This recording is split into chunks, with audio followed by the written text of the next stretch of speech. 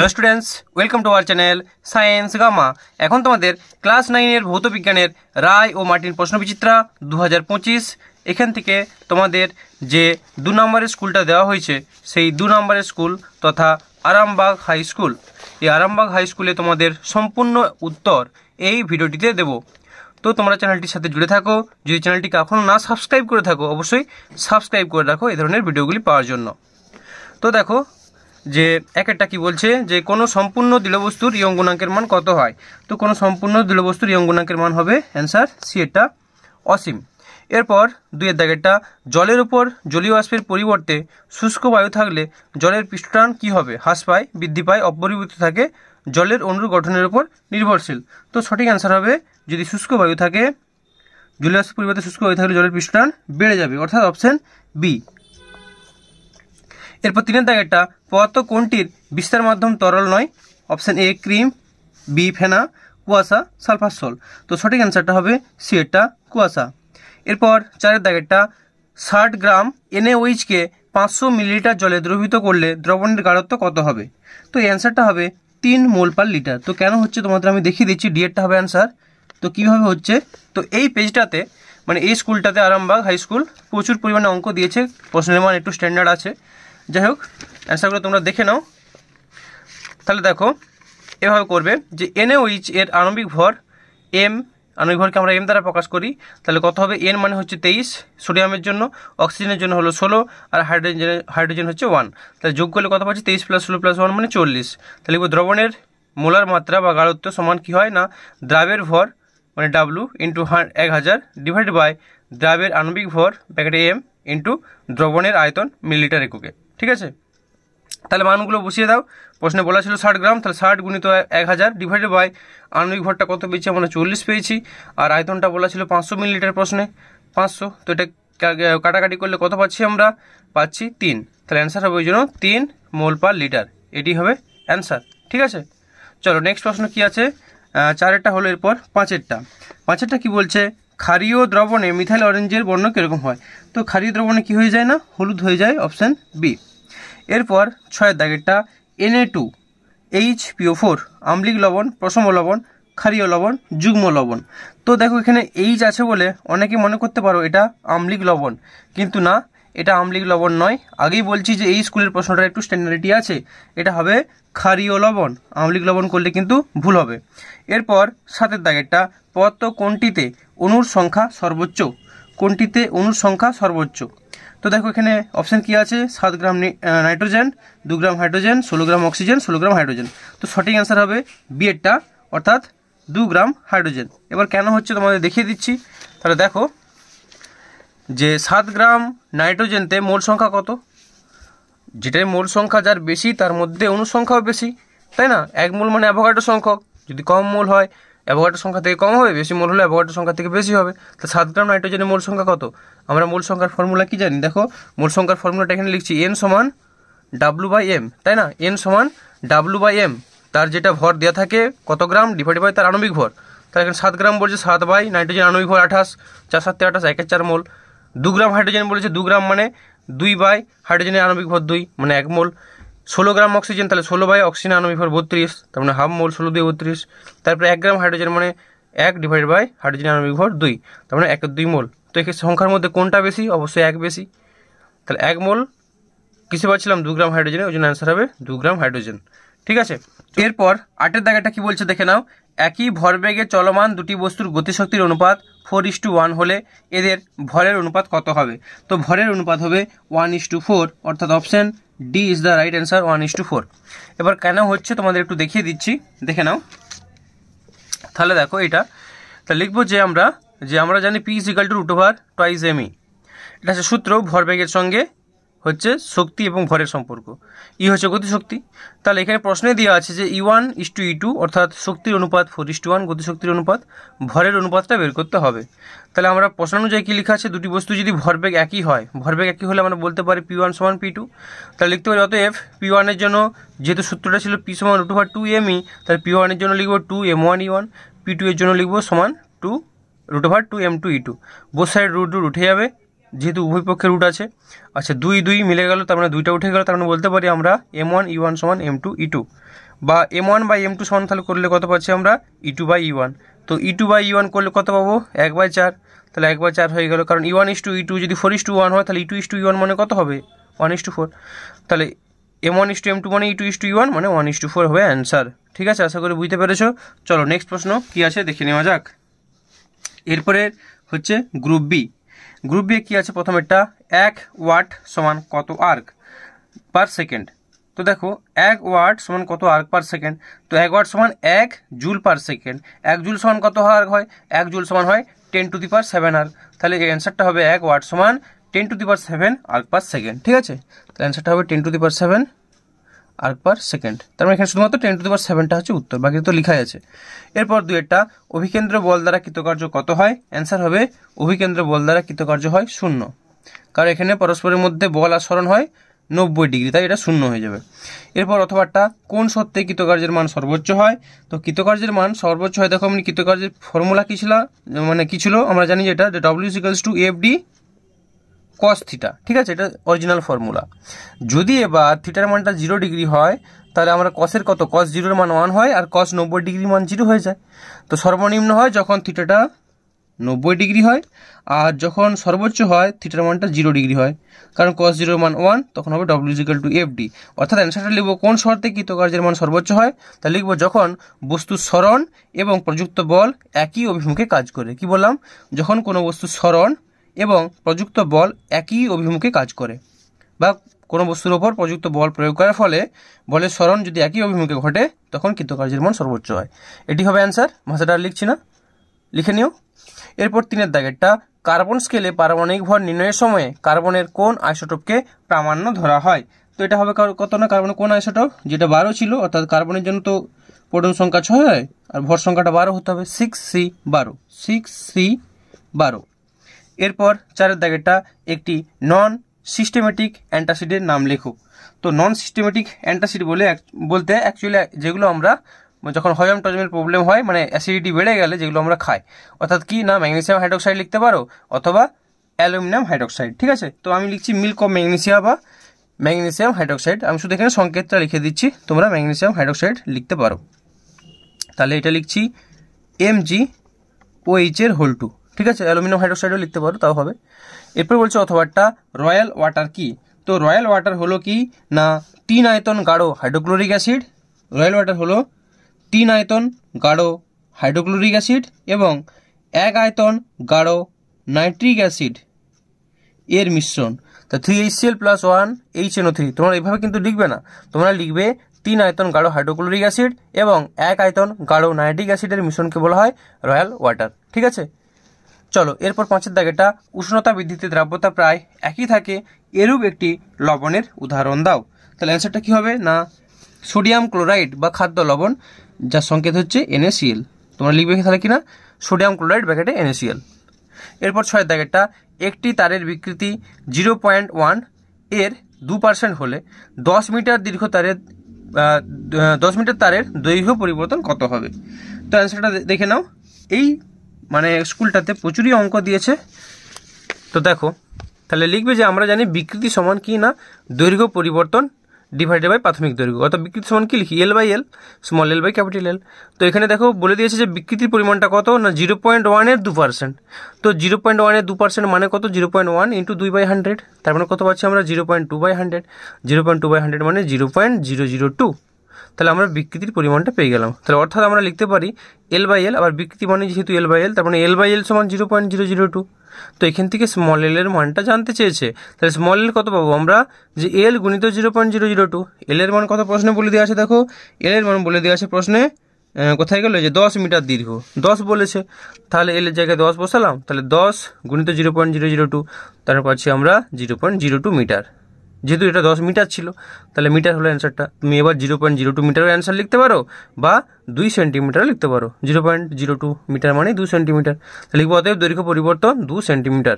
এটি হলো অ্যান্সার। ঠিক আছে, চলো এরপর 7 নম্বর প্রশ্ন, কখন কোনো প্রবাহীর প্রবাহ অশান্ত হয়। তো এই অ্যান্সারটা তোমাদের আমি ভট্টাচার্য ব্রাদার্স পেজ নাম্বার 58 থেকে দেখিয়ে দিচ্ছি। তাহলে এতটা লিখবে যে যে প্রবাহীর মধ্যে যে কোনো নির্দিষ্ট বিন্দুতে বিভিন্ন সময়ে উপস্থিত প্রবাহী কণাগুলির বেগের মান ও দিক একই থাকে না। এতটা পর্যন্ত হবে অ্যান্সার। তাহলে নির্দিষ্ট একটা বিন্দুতে মানে যে কোনো সময়ই যদি দেখি তাদের কণাগুলোর বেগের মান আর দিক একই থাকে না, যদি একই না থাকে তাহলে হবে অশান্ত, আর যে কোনো সময়ই যদি তাদের মানের মানে ওই নির্দিষ্ট বিন্দুতে বেগের মানটা আর দিকটা একই রকম থাকে তাহলে বলবো শান্ত প্রবাহ, আর না হলে অশান্ত প্রবাহ বলবো। তাহলে এটি হলো অ্যান্সার। চলো এরপরের প্রশ্ন কি আছে দেখে নেওয়া যাক। এরপর আছে অথবাটা জলের আপেক্ষিক ঘনত্ব 1 হলে এ সাহিত্যে জলের ঘনত্ব কত হবে? তো এ সাহিত্যে জলের ঘনত্ব হচ্ছে 1000 কেজি পার মিটার কিউব,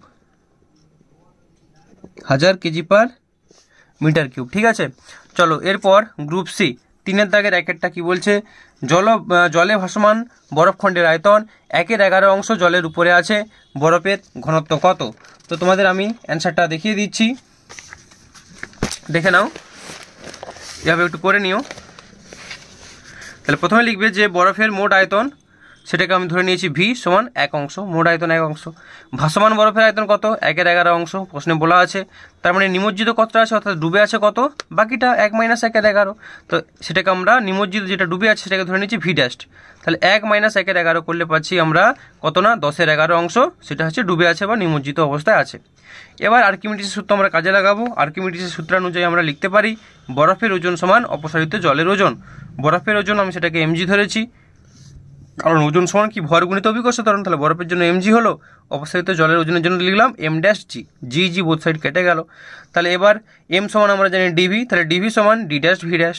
ঠিক আছে, বা ডি ইন্টু 1 সমান 1 × 10/11। এবার দেখো কেন এভাবে করছি, ডি আমার ডিটা জানতে হবে, ইন্টু 1 ভি, ভি এর মান কত ছিল? মোট অংশ 1 অংশ, দেখো আগে লিখেছি যে ভি সমান 1 অংশ, তাহলে ভি এর জায়গায় আমি 1 বসাবো, সমান ডি ড্যাশ জলের ঘনত্ব কত?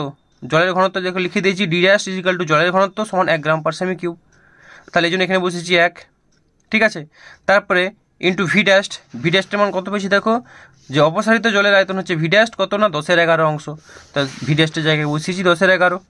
তাহলে সিম্পল ক্যালকুলেশন, ডি সমান যদি এটা তাহলে হয় 10/11, 10/11 করলে পাবো আমরা 0.90909। তো এইভাবে এতগুলো 909 না লিখলেও চলবে, এত গ্রাম পার সেমি কিউব। তো এটাকে তুমি চাইলে এসআইও করতে পারো, এসআই করলে কি করবো তাহলে আমরা 1000 গুণ হয়ে যাবে, তার মানে হয়ে যাবে 909.09 কেজি পার মিটার কিউব। এটি হবে অ্যান্সার। অতএব বরফের ঘনত্ব হবে 909.09 কেজি পার মিটার কিউব। ঠিক আছে, তো তোমাদের পুরো অ্যান্সারটা আরেকবার দেখিয়ে দিচ্ছি, একটু দেখে নাও, এভাবে কিন্তু করে নিও। ঠিক আছে,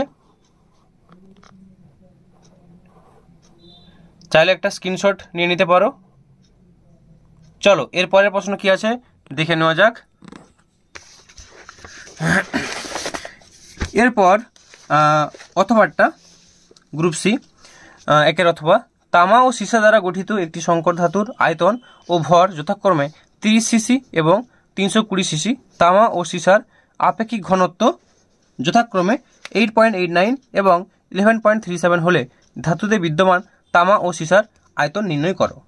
তো তোমাদের অ্যান্সারটা দেখিয়ে দিই, লিখবে ধরি তামা ও সীসার ঘনত্ব যথাক্রমে D1 ও D2, তামা ও সীসার আয়তন যথাক্রমে V1 ও V2। প্রশ্ন অনুযায়ী V1 + V2 সমান 30, কারণ দেখো মোট আয়তন প্রশ্নে বলে দেওয়া আছে, ভালো করে প্রশ্নটা পড়ে দেখো যে মোট আয়তন হচ্ছে 30 সিসি আর মোট ভরটা হচ্ছে 320 গ্রাম। তাহলে আমরা লিখতে পারি V1 + V2 সমান, যেহেতু দুটো আয়তন তামার সীসার V1 V2 ধরে নিয়েছি, V1 + V2 সমান তাহলে হলো 30 সিসি, মানে 30, এখানে এককগুলো লিখবো না, জাস্ট যেহেতু একটা গাণিতিক সমীকরণ তৈরি করছি। আর D1 V1 + D2 V2 সমান 320। এটা কেন হলো? কারণ হচ্ছে মোট ভর বলে দেওয়া আছে 320 গ্রাম, তাহলে আমরা ভরের ফর্মুলাকে জানি যে M সমান DV, তাহলে তামার জন্য কত হবে D1 V1, M সমান DV, যেহেতু M1 এর জন্য এই যে লিখে দিচ্ছি প্যাকেটে, যেহেতু M1 + M2 সমান M, তাহলে M1 এর জায়গায় হয়ে গেছে D1 V1, M2 এর জায়গায় লিখেছি D2 V2 সমান 320। ক্লিয়ার? এবার দেখো D1 এর মান প্রশ্নে বলে দেওয়া আছে, প্রশ্নে যেটা বলা আছে যে আপেক্ষিক, মানে ভাষাটা লেখা আছে দেখে নাও, আরেকবার দেখিয়ে দিচ্ছি কোথায় গেল, এই যে এর আপেক্ষিক ঘনত্ব। তো আপেক্ষিক ঘনত্ব থেকে কি করতে পারি আমরা, এটা যা লেখা থাকে আপেক্ষিক ঘনত্ব সেটাই কি হয় সিজিএস এ হয়, গ্রাম পার সেমি কিউব, 8.89 গ্রাম পার সেমি কিউব হবে। এটা 11.37 গ্রাম পার সেমি কিউব হবে আপেক্ষিক ঘনত্ব, মানে সেটাই সিজিএস এ হচ্ছে তার ঘনত্ব। ঠিক আছে, তাহলে এখানে আমরা লিখতে পারি D1 এর জায়গায় 8.89 ইন্টু V1 প্লাস D2 এর জায়গায় 11.37 ইন্টু V2 সমান 320। ব্যাকেটে আমি ডেটা দিয়ে দিয়েছি যেহেতু D1 সমান এত এবং D2 সমান এত। ঠিক আছে, তাহলে এবার দশমিকগুলো তোলার জন্য আমি তাহলে এখানে 100 দিয়ে গুণ করে দিলাম। তাহলে পাচ্ছি 889 V1 plus 1137 V2 plus is equal to সমান 100 দিয়ে গুণ করলে আরও দুটো শূন্য এক্সট্রা হয়ে যাবে, অর্থাৎ 32,000 হয়ে গেল। ঠিক আছে, এবার দেখো দুটো সমীকরণ পেয়ে গেছে, একটা V1 প্লাস V2 সমান 30 আর একটা V1 প্লাস এই সমীকরণটা। তো আমরা এরকম দুটো সমীকরণ থেকে এখানে চাইলে V1টাকেও কাটাতে পারি বা V2টাকেও কাটাতে পারি। তো আমি কি করলাম, 2 নম্বর বিযুক্ত 1 নম্বর গুণিত 889 করে পাই, অর্থাৎ আমি V1টাকে মাইনাস করে কাটিয়ে দিতে চাইছি, তাহলে V2 পেয়ে যাব।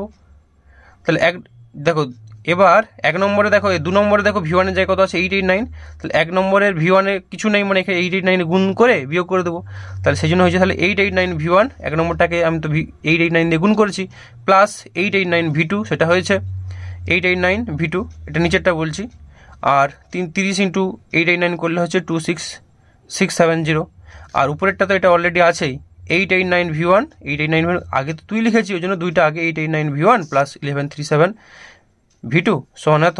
এবার দুটোকে বিয়োগ মাইনাস দিয়ে দিলাম, যেমন করো আর কি ম্যাথে ক্যালকুলেশন। তাহলে এটা V1টা কেটে গেল, এটাকে বিয়োগ করলে পাচ্ছি আমরা 248 V2 সমান, এটা থেকে বিয়োগ করলে এটা পাচ্ছি 5330 অর্থাৎ 5330। তো এখান থেকে আমি V2 সমান পেয়ে যাবো 5330 বাই 248। তো সেটা করলে কত পাচ্ছি দেখে নাও, সেটা করলে আমরা পাচ্ছি V2 সমান 21.49। তাহলে একটার আয়তন আমরা পেয়ে গেলাম। এবার লিখবো 1 নম্বর সমীকরণে V2 এর মান বসিয়ে পাই, যদি V2টা বসিয়ে দিই, 1 নম্বরে কি ছিল V1 প্লাস V2 সমান 30, তাহলে V1 প্লাস V2 জায়গায় 21.49 সমান 30, তার মানে V1 সমান কত 30 মাইনাস 21.49 মানে 8.51। তাহলে অ্যান্সারটা আমরা পেয়ে গেলাম। অতএব তামা ও সীসার আয়তন হবে যথাক্রমে 21.49 সিসি এবং 8.51 সিসি। এটি হলো অ্যান্সার। আর একবার দেখিয়ে দিচ্ছি, চাইলে তোমরা স্ক্রিনশট নিয়ে নিতে পারো। এই যে ফার্স্ট পার্টটা মানে একসাথে একটাই পার্ট, মানে দুটো পেজে হয়ে গেছে, আর এটা বাকি অংশটা। চলো নেক্সট প্রশ্ন কি আছে। আচ্ছা, ভিডিও একটু বড় হবে কারণ অনেকগুলো অঙ্ক দিয়েছে, ভিডিওটা দেখাতে গেলে বোঝাতে গেলে একটু সময় লাগবে, তো ধৈর্য নিয়ে একটু দেখো কিন্তু। হ্যাঁ, চলো এরপরের প্রশ্ন কি আছে দেখে নেওয়া যাক। এরপর 2-এর দাগেরটা বলছে এনটিপিতে 5 গ্রাম একটি গ্যাস 4 লিটার আয়তন দখল করে গ্যাসটির আণবিক গুরুত্ব নির্ণয় করো। ঠিক আছে, গ্যাসটির আণবিক গুরুত্ব নির্ণয় করতে চেয়েছে। তার অ্যান্সারটা এভাবে লিখবে যে এনটিপিতে 4 লিটার আয়তন দখল করে থাকা গ্যাসের ভর 5 গ্রাম। প্রশ্নেই বলা আছে 1 লিটারে কত, 22.4 লিটারে কত। 22.4 লিটারে কোনো পদার্থের যা ভর হয় সেটা হয় তার আণবিক ভর। তো ওই কি নিয়মে করবে 5-4 পাবো, তাহলে 5-4 গুণিত 22.4 লিটার করলে বলছি আমরা 28 গ্রাম। তাহলে অতএব গ্যাসটির আণবিক গুরুত্ব 28, এখানে কিন্তু গ্রাম লেখা যাবে না, 28। ঠিক আছে, কারণ একক ভিন্ন রাশি। চলো এরপরের প্রশ্নটা কি আছে দেখে নেওয়া যাক। এরপর 3-এর দাগের 2-এর অথবাটা আণবিক ভর ও সংকেত ভরের মধ্যে দুটি পার্থক্য লেখো। তোমাদের এই অ্যান্সারটা আমি রায় ও মার্টিন সহায়িকা পেজ নাম্বার দেখো লিখে দিয়েছি 224 থেকে দেখিয়ে দিচ্ছি। এটা অবশ্যই পুরনো রায় মার্টিনের সহায়িকা, নতুন যাদের পেজ নাম্বারটা একটু নাও মিলতে পারে। ঠিক আছে, তো দেখো পেজ নাম্বার 224 আণবিক ভর আর সংকেত ভরের মধ্যে পার্থক্য। আমি আর এটা পড়ছি না, পড়তে গেলে ভিডিও বড় হবে, তোমরা চাইলে একটা স্ক্রিনশট নিয়ে নাও বা ভিডিওটাকে থামিয়ে এটা লিখে নিতে পারো। চলো এরপর 3-এর দাগের 3-এরটা একটি অসম্পৃক্ত দ্রবণকে সম্পৃক্ত করা যায় কি কি উপায়ে। তো তোমাদের এই অ্যান্সারটা আমি দেখিয়ে দিচ্ছি সান্দ্রা প্রকাশনীর বই, মানে সান্দ্রা প্রকাশনীর টেক্সট বই পেজ নাম্বার 103 থেকে। অসম্পৃক্ত দ্রবণকে সম্পৃক্ত করার পদ্ধতি, তা লিখবে 3 রকম উপায়ে একটি অসম্পৃক্ত দ্রবণকে সম্পৃক্ত দ্রবণে পরিণত করা যায়। 1 নম্বর, নির্দিষ্ট উষ্ণতায় দ্রবণে আরও দ্রাবক যোগ করলে অসম্পৃক্ত দ্রবণটি এক সময় সম্পৃক্ত দ্রবণে পরিণত হয়। 2 নম্বর, অসম্পৃক্ত দ্রবণটিকে উত্তপ্ত করে কিছু পরিমাণ দ্রাবকে বাষ্পীভূত করলে দ্রবণে দ্রাবকের পরিমাণ কমে যায় কিন্তু দ্রাবের পরিমাণ অপরিবর্তিত থাকে, ফলে পূর্বের উষ্ণতায় আনলে দ্রবণটি সম্পৃক্ত হয়। 3 নম্বর পয়েন্ট, অসম্পৃক্ত দ্রবণটিকে শীতল করে দ্রবণের উষ্ণতা কমালেও দ্রবণটি এক বিশেষ উষ্ণতায় সম্পৃক্ত হয়। এই 3টা পয়েন্ট লিখলে হবে। চলো এরপরের প্রশ্ন কি আছে দেখে নেওয়া যাক। এরপর 4-এরটা উত্তপ্ত কপারের উপর দিয়ে নাইট্রিক অ্যাসিড বাষ্প পাঠানো হলে কি ঘটে সমীকরণ সহ লেখো। তো তোমাদের এই অ্যান্সারটা আমি ভট্টাচার্য ব্রাদার্স পেজ নাম্বার 106 থেকে দেখিয়ে দিচ্ছি। ঠিক আছে, তাহলে দেখে নাও যে HNO3 বাষ্পের সঙ্গে কপারের বিক্রিয়া। তাহলে উত্তপ্ত কপারের উপর দিয়ে নাইট্রিক অ্যাসিড বাষ্প চালনা করলে কালো বর্ণের কিউপ্রিক অক্সাইড, নাইট্রোজেন গ্যাস এবং জলীয় বাষ্প উৎপন্ন হয়। এই বিক্রিয়া দ্বারা প্রমাণিত হয় নাইট্রিক অ্যাসিডে নাইট্রোজেন আছে, অর্থাৎ 5Cu বিক্রিয়াটা লিখতে হবে প্লাস 2HNO3 থেকে 5CEO কালো বর্ণ প্লাস N2 প্লাস H2O। এটি হলো এর অ্যান্সার। চলো এর পরের প্রশ্ন কি আছে দেখে নাও। এরপর ওর অথবাটা দেওয়া আছে যে শীতল ও লঘু নাইট্রিক অ্যাসিডের সঙ্গে তামার বিক্রিয়ায় কি উৎপন্ন হয়, বিক্রিয়ার সমীকরণ দাও। তো এখানটা দিয়েছে শীতল ও লঘু নাইট্রিক অ্যাসিড, ঠিক আছে। তো এটাও ভট্টাচার্য বাতাসেই আছে, শীতল ও লঘু নাইট্রিক অ্যাসিড, দেখতে পাচ্ছ শীতল ও লঘু নাইট্রিক অ্যাসিড তার সঙ্গে কপারের বিক্রিয়া, তাহলে কি উৎপন্ন হয় না নীল বর্ণের কিউপ্রিক নাইট্রেট, বর্ণহীন নাইট্রাস অক্সাইড N2O এবং জল উৎপন্ন হয়, যেখানে N2Oটাকে বলা হয় লাফিং গ্যাস। তাহলে এটি উৎপন্ন হয় ভাষাটা লিখবে যে নীল বর্ণের কিউপ্রিক নাইট্রেট, বর্ণহীন নাইট্রাস অক্সাইড এবং জল উৎপন্ন হয়। তাহলে বিক্রিয়া 4Cu প্লাস 10HNO3 থেকে 4CuNO3 এর whole 2 plus N2O plus 5H2O। ঠিক আছে, চলো নেক্সট প্রশ্ন কি আছে দেখে নাও। এরপর বলেছে যে প্রমাণ করো রৈখিক ভরবেগ P সমান 2E/v, যেখানে E হলো গতিশক্তি ও V হলো বেগ। তো অ্যান্সারটা দেখে নাও। তাহলে এভাবে করবে যে ধরি m ভরের কোনো বস্তুর বেগ v, অতএব ভরবেগ P = mv, গতিশক্তি E সমান হাফ mv স্কোয়ার, বা E সমান half into mv into v, V স্কোয়ারটাকে একটা ভিকে আলাদা করে নিতে পারি। তাহলে বা E সমান হাফ ইন্টু mv মানে হলো p, p ইন্টু v, যেহেতু p সমান mv, অর্থাৎ ভরবেগ সমান p মানে ভরবেগ, ভরবেগ সমান ভর ইন্টু বেগ। তাহলে বা pv সমান কত পাচ্ছি, দেখো এখানে বা pv সমান 2e, এই যে পিভি আর এই 2ইটা এদিকে গুণ হয়ে গেল, তাহলে পিভি সমান 2e বা পি সমান 2e/v, এটাই প্রমাণ করতে দিয়েছিল, তাহলে প্রমাণিত হয়ে গেল। ঠিক আছে, এরপর গ্রুপ ডি 4 দাগের 1 এরটা অভিকোষের প্রভাবে অবাধে পতনশীল বস্তুর ক্ষেত্রে যান্ত্রিক শক্তির নিত্যতা সূত্রটি প্রমাণ করো। দেখো 3 নম্বরের প্রশ্নে দুটো করে দিয়েছে, এই যেখানে যান্ত্রিক শক্তির নিত্যতা সূত্র প্রমাণ করে, এটা একটা বড় প্রমাণ, এই প্রমাণে দিচ্ছে দেখো 2 নম্বর, ঠিক আছে। আর একটা অঙ্ক দিয়েছে, অঙ্কে দিয়েছে 1 নম্বর। এই স্কুলটা মানে যে সময় দিয়েছে, সময় যদি সেনাকে এক্সট্রা না দেয় স্টুডেন্টদের, অনেক স্টুডেন্টই আছে অ্যান্সার করতে পারবে না, অনেক স্টুডেন্ট কেন মানে পুরোপুরি অ্যান্সার বেশিরভাগ স্টুডেন্টই করতে পারবে না যদি না এক্সট্রা সময় দেওয়া হয়, এমনি অন্য প্রশ্ন তুলনা। যাই হোক, যান্ত্রিক শক্তির নিত্যতা সূত্র পেজ নাম্বার 141, ভট্টাচার্য বাতাস থেকে দেখাচ্ছি। তোমরা এখান থেকে স্টার্ট করবে যে বস্তুর এই অবস্থানে যান্ত্রিক শক্তি, এই ছবিটা অবশ্যই আঁকতে হবে। এই ছবিটা যেহেতু আমাদের স্কুলে ভট্টাচার্য বাতাস বইটা চলে, তাই এই বই থেকে আমি বেশিরভাগ অ্যান্সার দেখানোর চেষ্টা করছি, তোমরা অন্য জায়গা থেকেও লিখতে পারো, সব বই দেওয়া আছে। তো এইভাবে অ্যান্সারটা কিন্তু যান্ত্রিক শক্তির নিত্যতা সূত্র প্রমাণ করতে হবে। এখানে তাহলে আমরা পাচ্ছি ABC 3টা পয়েন্টে MGH করে পাচ্ছি। এবার তার মানে এটি প্রমাণ হয়ে গেল। এবার ভাষাটা তোমাকে একটু লাস্টে গুছিয়ে একটা কনক্লুশন টানার মতো করতে হবে, যেটা করা আছে। অতএব এভাবে একটু লিখে নেবে, ঠিক আছে। অর্থাৎ বস্তু যান্ত্রিক শক্তি, তাপ, শব্দ, চাপ, আলো ইত্যাদি বিভিন্ন শক্তির রূপান্তরিত হবে, ওটা কিন্তু নয়। ওই প্রথমে অর্থাৎ 3টি সমীকরণ থেকে দেখতে পাচ্ছি মোট যান্ত্রিক শক্তি অপরিবর্তিত থাকে। ব্যাস, চলো এরপরের প্রশ্ন কি আছে দেখে নেওয়া যাক।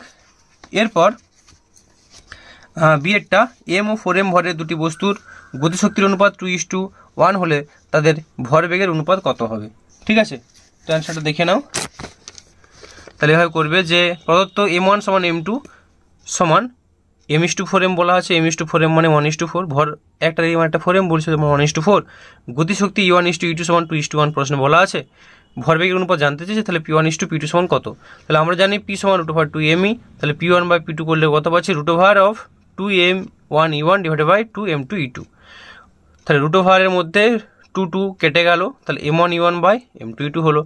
m1/m2 কত, 1/4, তাহলে 1/4 বসিয়ে দিলাম। আচ্ছা, E1/E2 এখানে আছে, দেখো E1/E2 সমান কত, 2/1, তো 2/1 বসিয়ে দিলাম। 2/4, তার মানে পাচ্ছি কত না √হাফ, মানে 1/√2। তার মানে আমরা পেয়ে গেলাম P1:P2 সমান 1/√2, এটাই হবে অ্যান্সার। ঠিক আছে, চলো এরপরের প্রশ্ন কি আছে দেখে নাও। এরপর 4 দাগের 1 অথবা তার এরটা একটি হালকা ও একটি ভারী বস্তুর গতিশক্তি সমান কোনটির ভরবেগ বেশি হবে। ঠিক আছে, তো এই অ্যান্সারটাও তোমাদের আমি ভট্টাচার্য বাতাস থেকে দেখিয়ে দিচ্ছি, পেজ নাম্বার 139। বলছে একটি হালকা ভারী বস্তুর গতিশক্তি সমান, অর্থাৎ এখানে দেখো যে লাস্টের প্রবলেমটা আছে পেজ নাম্বার 139-এ, এইটা এখানে এরকম 3টা প্রবলেম আছে, দেখো 3টা পরীক্ষায় কিন্তু এই 3টার মধ্যে একটা মাঝে সাঝে পড়ে, 1, 2, 3, এই 3 নম্বরটা দেখে নাও। একটি হালকা ও একটি ভারী বস্তুর গতিশক্তি সমান হলে ভারী বস্তুর ভরবেগ হালকা বস্তুর ভরবেগ অপেক্ষা বেশি হবে, আর প্রশ্ন বলছে কোনটির ভরবেগ বেশি হবে। তাহলে অবশ্যই এখানে বলে দিয়েছে যে ভারী বস্তুর ভরবেগ বেশি হবে। তাহলে কেন হচ্ছে দেখে নাও। বলছে ধরি ভারী বস্তুর ভর হচ্ছে m এবং বেগ হচ্ছে ক্যাপিটাল V, হালকা বস্তুর ভরটা স্মল m, বেগটা হচ্ছে স্মল v। তাহলে এক্ষেত্রে হাফ mv স্কোয়ার সমান, ভারী বস্তুর ক্ষেত্রে সমান কি ভরবেগ সমান হালকা বস্তু যে ভরবেগ হাফ এম মানে গতিশক্তি, দুটোর গতিশক্তি সমান বলেছে, তাহলে হাফ এম ভি স্কোয়ার সমান হাফ এম ভি স্কোয়ার। তাহলে এখান থেকে পাচ্ছি v square by v square সমান এম বাই এম, বা ভি বাই ভি সমান √, এম বাই এম। এখন ভারী বস্তুর ভরবেগ বা হালকা বস্তুর ভরবেগ সমান capital M V by small M V সমান M by M into V by V. এবার এই ভি বাই ভি এর মান কত পেয়েছি, √, এম বাই √, ক্যাপিটাল এম। মানটা এখানে বসিয়ে দেওয়া হয়েছে, ভি বাই ভি এর জায়গায় এটা বসানো হয়েছে। তো এটা যদি আমরা কাটাকাটি করি তাহলে কি পাচ্ছি না, উপরে √m, নিচে √স্মল এম। তার মানে ভরটা কার বেশি, ক্যাপিটাল এম তো বড়, তাহলে ক্যাপিটাল এম যেহেতু বেশি হয়, তাহলে ক্যাপিটাল এম বড় হলে উপরের যে এম ভিটা এটা বেশি হবে। সমীকরণে কি বলে, যদি আমার এই এমটা বেশি হয়, উপরের এমটা বেশি হয়, তাহলে ভারী বস্তুর ভরবেগটা বেশি, উপরের টার্মটা বড় হবে। তাহলে আমরা লিখতে পারি যেহেতু capital M greater than √small M, তাই ভারী বস্তুর ভরবেগ গ্রেটার দেন হালকা বস্তুর ভরবেগ। এটি হলো অ্যান্সার। চলো এরপরের প্রশ্ন দেখে নেওয়া যাক। এরপর অথবা যে প্রবলেমটা দিয়েছে, একটা অঙ্ক দিয়েছে, দেখো বিয়েরটা 20 কেজি ভরের একটি বালক 2.12 কেজি ভরের একটি বাক্স নিয়ে 1.12 মিনিটে 18 মিটার উঁচু বাড়ির ছাদে উঠল। ওই বালকের ক্ষমতা কত হবে? ঠিক আছে, ওই বালকের ক্ষমতা কত হবে? তো অ্যান্সারটা তোমাদের দেখিয়ে দিই। তাহলে লিখবে এরকম প্রদত্ত এম সমান কত না 20 প্লাস 2.12, নিজের ওজন ছিল 20 কেজি আর তার সঙ্গে একটা 2.12 কেজি ভরের বাক্স নিয়ে যাচ্ছে, তাহলে মোট ওজন তাহলে কত হলো, দুটোকে যোগ হবে, তাহলে পাচ্ছি আমরা 22.5 কেজি। আচ্ছা, সময় দেওয়া আছে 1.12 মিনিট, তো 1.12 মানে কত 1.5 গুণিত 1.5 মিনিট, 1.5 মিনিট, তার সঙ্গে 60 সেকেন্ড করার জন্য 60 সেকেন্ড গুণ করে দিলাম। উচ্চতা দেওয়া আছে 18 মিটার, এসআই আছে, চেঞ্জ করবো না। আর অভিকর্ষ ত্বরণের মান আমরা জানি 9.8 মিটার পার সেকেন্ড স্কোয়ার। তাহলে ক্ষমতা সমান কি, পি ইজ ইকাল টু কার্য বাই সময়, তাহলে অর্থাৎ ডাব্লু বাই টি। ডাব্লু সমান আবার কি হয়, এমজিএইচ, তাহলে এমজিএইচ বাই টি। এম এর মান বসিত 22.5 গুণিত জি এর মান 9.8 গুণিত এইচ এর মান 18 বাই কি না টি, সময়টা কত না 1.5 গুণিত 60, 1.5 গুণিত 60। ক্ষমতার এসে একক কি, ওয়াট, তো ওয়াট লিখে দিবে। তাহলে পাবো আমরা, এটা যদি কাটাকাটি করো, ক্যালকুলেশন কমপ্লিট করো, পাবে 44.1 ওয়াট।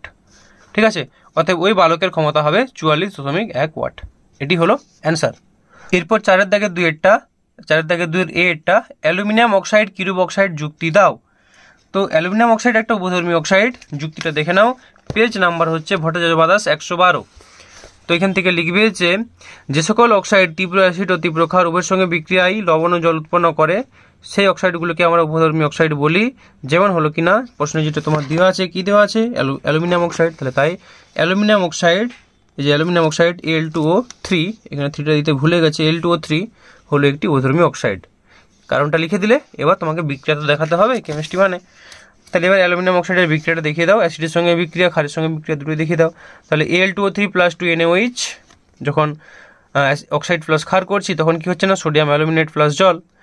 আর Al2O3 প্লাস 6HCl, যখন অ্যাসিডের সঙ্গে বিক্রিয়া করছি তখন কি পাচ্ছি আমরা না AlCl3 প্লাস জল, অ্যালুমিনিয়াম ক্লোরাইড প্লাস জল।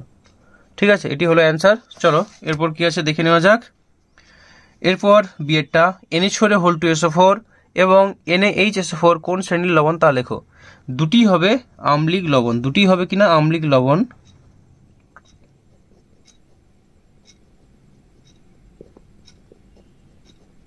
ঠিক আছে, দেখো সোডিয়াম বাইসালফেট, এটা আম্লিক লবণ, তোমরা টেক্সটই পেয়ে গেছো, হয়তো এটা হয়তো পাওনি, NH4 তো এটা কেন আম্লিক লবণ হচ্ছে, দেখো যদি অ্যামোনিয়া বিক্রিয়া করে অ্যামোনিয়ার সঙ্গে সালফিউরিক অ্যাসিড, তাহলে হয় NH4 তো অ্যামোনিয়া কি একটা মৃদু ক্ষার আর সালফিউরিক অ্যাসিড কি একটা তীব্র অ্যাসিড। তো মৃদু ক্ষার আর তীব্র অ্যাসিডের বিক্রিয়া কি হয় না, কার পরিমাণটা বেশি, ক্ষারটা কিন্তু মৃদু আর H2SO4 অ্যাসিডটা কিন্তু তীব্র। তার মানে এখানে যে লবণটা পাবো সেই লবণটা মানে প্রকৃতি কি হবে, আম্লিক হবে, যেহেতু H2SO4টা তীব্র ছিল, বোঝা গেল। তো এটাও হবে আম্লিক লবণ, এটাও হবে আম্লিক লবণ। চলো এরপর 3-এর দাগের এরটা, 250 সেন্টিমিটার দীর্ঘ 1 মিলিমিটার ব্যাসের একটি লোহার তারের এক প্রান্ত দড়ির সঙ্গে দৃঢ়ভাবে যুক্ত এবং অপর প্রান্তে 8 কেজি ওজন রাখা হলে তারের দৈর্ঘ্যের বৃদ্ধি নির্ণয় করো। লোহার ইয়ং গুণাঙ্ক দিয়ে আছে y = 20 গুণিত 10⁻11 ডাইন পার সেমি স্কোয়ার। তাহলে অ্যান্সারটা একটু মন দিয়ে দেখে নাও। তাহলে লিখবে প্রদত্ত L সমান 250 সেন্টিমিটার, D সমান 1 মিলিমিটার মানে 0.1 সেন্টিমিটার, R সমান তাহলে কত হবে, ব্যাস দেওয়া আছে, ব্যাসার্ধ করলে 2 দিয়ে ভাগ করবো, তাহলে 0.1/2 মানে পাচ্ছি 0.05 সেন্টিমিটার। এবার ক্ষেত্রফল দরকার, তারের ক্রস সেকশনাল এরিয়া এ সমান কত হয় পাই আর স্কোয়ার, সূত্র পাই আর স্কোয়ার, পায়ের মান কত 22/7 গুণিত আর স্কোয়ারের মান কত 22/7 বা 3.14 একবার বসাতে পারো 3.14 গুণিত আর স্কোয়ার, আর এর মান কত 0.05 তার হোল স্কোয়ার। তো এটা ক্যালকুলেশন করলে তোমরা পাবে 0.00785। তো 5 আরও টার্ম ছিল ওই জন্য 786ও লিখতে পারো, 5ও লিখতে পারো, কোনো যায় এসে যায় না, ঠিক আছে। 0.00786 সেমি স্কোয়ার, ঠিক আছে। তো তোমরা যদি এমনি এই ধরনের অঙ্ক ক্যালকুলেশন করতে যাও অনেক সময় লেগে যাবে, অবশ্যই ক্যালকুলেটার তো তোমাদের ব্যবহার করতে দিবে না। ওই জন্য আমি আগেই বলছিলাম যে সঠিক সময়ে এই প্রশ্নটা তোমরা হয়তো অ্যান্সার করতে পারবে, কিন্তু সঠিক সময়ে পারবে না। যাই হোক, এরপর কি দিয়ে আছে এম সমান 8 কেজি। 8 কেজি মানে কত হয় না 8000 গ্রাম। এফ সমান কত, আমরা জানি এফ সমান এমজি। এফ সমান এমজি হলে কত হবে, এম এর মান দিয়ে আছে দেখো কত না, এম এর মান হচ্ছে 8000 গ্রাম, 8 কেজি মানে 8000 গ্রাম, গুণিত জি এর মান হচ্ছে 980। তাহলে এত ডাইন, কারণ সিজিএসে করছি পুরোটা। এল এর মানটা জানতে চেয়েছে, আর ইয়ং গুণাঙ্ক প্রশ্নে দেওয়া আছে 20 গুণিত 10⁻11 ডাইন পার সেমি স্কোয়ার। এবার আমরা ফর্মুলা বসাবো, আমরা জানি Y equal to F L by A small L. তাহলে এখান থেকে স্মল এল সমান কত পাচ্ছি, F L divided by A Y. মানগুলো বসিয়ে দাও। এফ এর মান কত ছিল, এফ এর মান দেখো লিখেছি, এফ ইজিক্যাল টু কত পেয়েছি আমরা 8000 গুণিত 980। তাহলে 8000 গুণিত 980 গুণিত এল, এল এর মান কত 250 সেমি। তাহলে এল এর জায়গায় লেখা আছে 250 ডিভাইডেড বাই এ, এর জায়গায় আমরা কত পেয়েছি, এর জায়গায় পেয়েছি 0.00785। তো সেটা লেখা হয়েছে 0.00785 বা 6, যেটা খুশি লিখো 6 গুণিত ওয়াই, ওয়াইয়ের মান কত বলে দেওয়া আছে 20 গুণিত 10⁻11। তো 20 গুণিত 10⁻11 করা হয়েছে। তো ক্যালকুলেশন করো তোমরা। দেখো আমি সুবিধার জন্য কি করেছি, শূন্যগুলোকে এক কাছে করে নিয়েছি। তাহলে 8 গুণিত 98 গুণিত 25, শূন্য কটা আছে 1টা 2টা এখানে 3টা, মানে মোট হচ্ছে 5টা, 10⁵ লিখে দিলাম। আর নিচে কত পাচ্ছি আমরা 7.86। তো 7.86 করলে দশমিকটাকে এখানে আনতে হচ্ছে। তাহলে এখানে আনার জন্য আমরা কি করব, 3টা সরাচ্ছি, দশমিকটাকে 3 ঘর সরাচ্ছি জন্য 10⁻³ করে দিলাম। আর গুণিত 2, 20 ছিল, 20 থেকে 2টাকে আলাদা করলাম, 10টাকে আলাদা করলাম। তাহলে 2 গুণিত যে 10টা আলাদা করেছিলাম সে 11-র সঙ্গে যোগ হয়ে 12 হয়ে গেল। তাহলে গুণিত 10⁻12। তাহলে পাচ্ছি আলটিমেটলি আমরা 8 × 98 × 25 ডিভাইডেড বাই 7.86 × 10⁻², -3টাকে এদিকে পাঠিয়ে দিয়েছি, 2টাকে এখানে রাখলাম। তাহলে পাচ্ছি উপরে 10⁵ আর নিচে 12 বিযুক্ত 3 অর্থাৎ 10⁹। ঠিক আছে। তাহলে এবার তোমরা যদি 8 আর 98 আর 25 গুণ করার পর আর একটু কাটাকাটি যাবে, 2 দিয়ে এটাকে 2 4 8 এরকম করে খানিকটা কাটাকাটি যাবে, তারপর আলটিমেটলি তোমরা এটা পাবে কত না 1246.82। আর এখানে কত হবে 10⁵/9।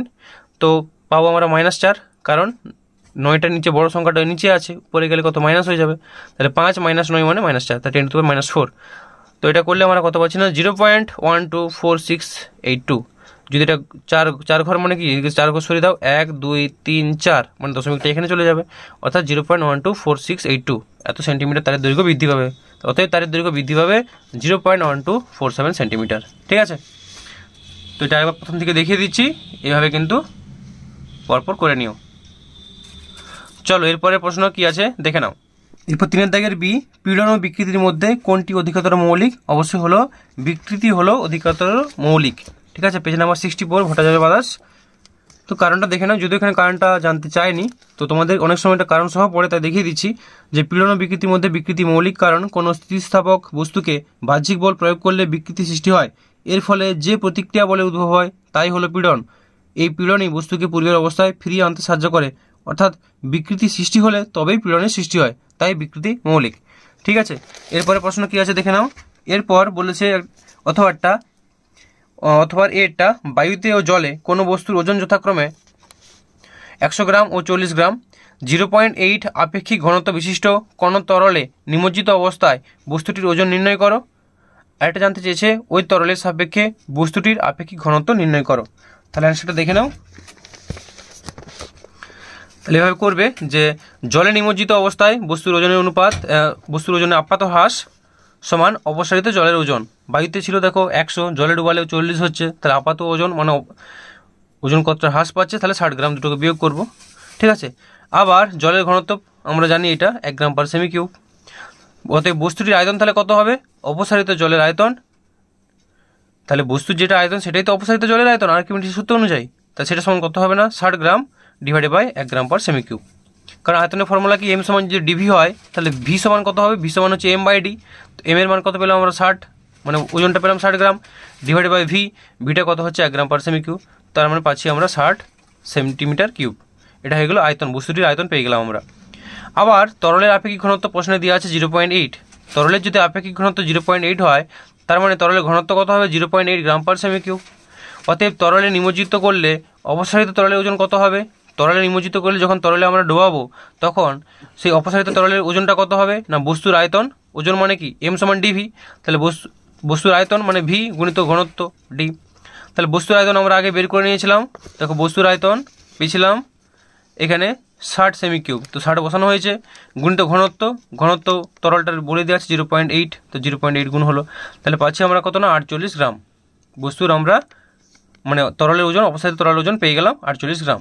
তো লিখবো অতএব তরলে নিমজ্জিত অবস্থায় বস্তুটির ওজন কত হবে? না 100 - 48 গ্রাম, তার মানে পাচ্ছি 52 গ্রাম। তো একটা অ্যান্সার আমরা পেয়ে গেলাম, তরলে নিমজ্জিত অবস্থায় বস্তুটির ওজন হবে 52 গ্রাম। ঠিক আছে, কারণ কি বায়ুতে ছিল তো 100, এখন কত হচ্ছে? তরলে যখন ডুবানো হচ্ছে 48, তাহলে নিমজ্জিত অবস্থায় বস্তুটির ওজন তাহলে কত না 52 গ্রাম। ঠিক আছে, এরপর দ্বিতীয় যে অ্যান্সারটা জানতে চেয়েছিল যে ওই তরলের সাপেক্ষে ঘনত্ব। ঠিক আছে, দ্বিতীয় অ্যান্সারটা দেখে নাও যে ওই তরলের সাপেক্ষে বস্তুটির আপেক্ষিক ঘনত্ব নির্ণয় করো। তাহলে আপেক্ষিক ঘনত্ব নির্ণয় কীভাবে করবে? দুটোর ঘনত্বকে আমরা কি করব? ভাগ করে দেবো, তাহলে আপেক্ষিক পেয়ে যাব। তাহলে লিখবো এখন বস্তুটির ঘনত্ব কত? বস্তুটির ঘনত্ব সমান বস্তুটির ভর ডিভাইডেড বাই বস্তুটির আয়তন। বস্তুটির ভর কত ছিল? 100 গ্রাম। বস্তুটির আয়তন কত? 60 সেমি কিউব। তাহলে ভর বাই আয়তন করলে ঘনত্ব পেয়ে গেলাম কত না 0 কেটে গেল, যদি আমরা 2 কাটে 2 5 10, 2 3 6, অর্থাৎ 5 3 গ্রাম পার সেমি কিউব। অতএব তরলটির সাপেক্ষে বস্তুটির আপেক্ষিক ঘনত্ব সমান বস্তুর ঘনত্ব ডিভাইডেড বাই তরলের ঘনত্ব। তো বস্তুর ঘনত্ব পাচ্ছি আমরা 5 3 ডিভাইডেড বাই তরলের ঘনত্ব, প্রশ্নে বলা আছে 0.8। তাহলে দুটোকে যদি ভাগ করি আমরা পাবো 5 বাই নিচে 3 ছিল, 3 × 0.8 করলে পাচ্ছি আমরা 2.083। তাহলে অ্যান্সার হয়ে গেল 2.08 বা 2.083। এটি হবে আপেক্ষিক ঘনত্ব। তোমাদের পুরো অ্যান্সারটা আরেকবার দেখিয়ে দিচ্ছি, এভাবে কিন্তু করে নিও। ঠিক আছে, চলো এরপরের প্রশ্ন কি আছে দেখে নেওয়া যাক। এরপর আর্কিমিডিসের নীতিটি বিবৃত করো। বিয়েরটা আছে আর্কিমিডিসের নীতিটি বিবৃত করো। তো এটা তোমাদের আমি দেখিয়ে দিচ্ছি, ভট্টাচার্য ব্রাদার্স পেজ নাম্বার 52 থেকে। এটা না দেখালেও চলতো, সব অ্যান্সার যেহেতু দিচ্ছি তাই দেখিয়ে দিচ্ছি। এটা লিখে নেবে যে কোনো বস্তুকে অদ্রবণীয় স্থির তরল বা গ্যাসীয় পদার্থে আংশিক বা সম্পূর্ণভাবে নিমজ্জিত করলে বস্তুটির ওজনের আপাত হ্রাস বস্তু কর্তৃক অপসারিত তরল বা গ্যাসের বা প্রবাহের ওজনের সমান হয়। এটা হলো কিনা আর্কিমিডিসের নীতি। চলো এরপরে নেক্সট প্রশ্ন, 4 দাগের এরটা। সোডিয়াম হাইড্রোক্সাইডে 4 লিটার জলীয় দ্রবণে 40 গ্রাম সোডিয়াম হাইড্রোক্সাইড দ্রবীভূত আছে। দ্রবণটির মোল পার লিটার এককে মাত্রা নির্ণয় করো। আর দিয়েছে বি, দ্রাব্যতার সংজ্ঞায় উষ্ণতা উল্লেখ করা হয় কেন? ঠিক আছে, তো প্রথমটার অ্যান্সারটা দেখে নাও। তাহলে লিখব যে দ্রাবের ভর সমান 40 গ্রাম, প্রশ্নে দেওয়া আছে। আচ্ছা, দ্রাবের অর্থাৎ NaOH সোডিয়াম হাইড্রোক্সাইডের আণবিক ভর এটা বের করে নিতে হবে। সোডিয়ামের জন্য 23, অক্সিজেনের জন্য 16 আর হাইড্রোজেনের জন্য 1, তখন পাচ্ছি আমরা 40। অতএব দ্রবণটির মোলার মাত্রা কত হবে? মোলার মাত্রা সমান দ্রাবের ভর গ্রাম এককে গুণিত 1000 ডিভাইডেড বাই দ্রাবের আণবিক ভর গুণিত দ্রাবের আয়তন মিলিলিটার এককে। তাহলে পাচ্ছি দ্রাবের ভর প্রশ্নে বলা আছে 40 গুণিত 1000 ডিভাইডেড বাই দ্রাবের আণবিক ভর বের করে নিয়েছি 40, বসিয়ে দিয়েছি, গুণিত দ্রবণের আয়তন মিলিলিটার এককে। তো প্রশ্নে ছিল 4 লিটার, মিলিলিটারে করলে পাচ্ছি আমরা 4000 মিলিলিটার। তাহলে এটা কাটাকাটি হলে কত হবে? 40 40 কেটে গেল, তার মানে 1/4। তাহলে 1/4 মোল পার লিটার মানে 0.25 মোল পার লিটার, এটি হবে অ্যান্সার।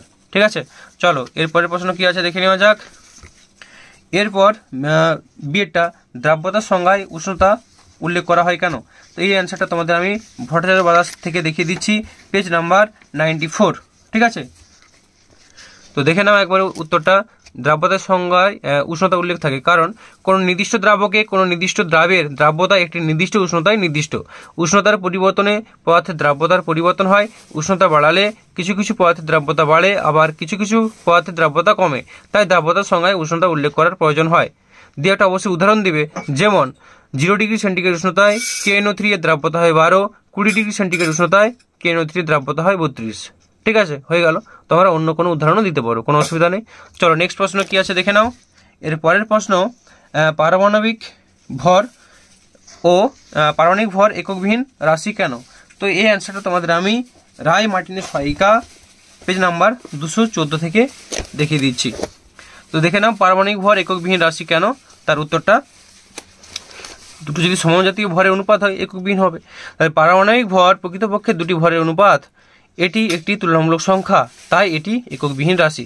এরপরের প্রশ্ন কি দেওয়া আছে দেখো, এরপরের প্রশ্ন বলেছে অধিকাংশ মৌলের পারমাণবিক ভর ভগ্নাংশ হয় কেন। তো ওইটাও একই জায়গায় আছে, রায়মার্টিন সহায়িকার পেজ নাম্বার 214তেই ওর সাথেই দেওয়া আছে। দেখো ভগ্নাংশ হয় এটা কেন, তো অ্যান্সারটা একটু বড় করে দেওয়া আছে। তা লিখবে প্রকৃতিতে প্রায় সব মৌলই একাধিক আইসোটোপের মিশ্রণ রূপে বর্তমান। প্রকৃতিজাত কোনো নির্দিষ্ট মৌলে তার আইসোটোপগুলির প্রাচুর্যের অনুপাত মোটামুটি নির্দিষ্ট। মৌলের পারমাণবিক ভর নির্ণয়ের সময় প্রকৃতিতে উপস্থিত উক্ত মৌলের সব আইসোটোপের পারমাণবিক ভরের আনুপাতিক গড় নেওয়া হয়। যদিও বিভিন্ন আইসোটোপের পারমাণবিক ভর প্রায় পূর্ণ সংখ্যায় হয়, কিন্তু তা সত্ত্বেও তাদের প্রাচুর্য অনুযায়ী গড় নেওয়ার ফলে মৌলটির পারমাণবিক ভরের প্রাপ্ত মান পূর্ণ সংখ্যা না হয়ে ভগ্নাংশ হয়। এবার একটা উদাহরণ দিয়ে দিবে, যেমন প্রকৃতিতে হাইড্রোজেনের 3টি আইসোটোপ বর্তমান, পোটিয়াম 1H1, ডয়টেরিয়াম 1H2 এবং টিট্রিয়াম 1H3। প্রকৃতিতে আইসোটোপগুলির প্রাচুর্য যথাক্রমে 99%, 0.9% এবং 0.1%। সুতরাং হাইড্রোজেনের পারমাণবিক গুরুত্ব তাহলে কত হবে, 1 × 99, কারণ এটা 99% ছিল। ডয়টেরিয়াম আছে 0.9%, তাহলে 2 × 0.9, আর টিট্রিয়াম আছে কারণ তার ভর সংখ্যা 3 × 0.1%। ডিভাইড বাই মোট শতকরা কত, মোট ভাগ হচ্ছে 100, তাহলে বাই 100, তাহলে করলে পাচ্ছি আমরা 1.011। কিন্তু আমরা হাইড্রোজেনের এমনি ধরে নিই কত, 1 ধরে, কিন্তু সঠিকটা ধরতে গেলে কত হবে, 1.011। ঠিক আছে, এখানে তো কোটেশন দিয়েছে, মনে রাখা দরকার যে মৌলের পারমাণবিক ভর বা পারমাণবিক গুরুত্ব বা পারমাণবিক ওজন একই অর্থ বহন করে। এটা দরকার নেই, এত পর্যন্ত লিখলেই হবে। তো তোমাদের সম্পূর্ণ অ্যান্সার আমরা কমপ্লিট করলাম। যদি তোমাদের ভিডিওটি ভালো লাগে ভিডিওটিকে অবশ্যই একটি লাইক করো, আর চ্যানেল নতুন হয়ে থাকলে এই ধরনের ভিডিওগুলি পাওয়ার জন্য অবশ্যই চ্যানেলটিকে সাবস্ক্রাইব করে রাখো। এরপর তোমরা 3 নম্বর স্কুলটা পেয়ে যাবে, আর তোমরা প্লেলিস্ট সার্চ করলে কিন্তু সমস্ত এর আগের পরের সমস্ত ভিডিও কিন্তু প্লেলিস্টে পেয়ে যাবে। ঠিক আছে, ওকে, সকলে ভালো থেকো, বাই।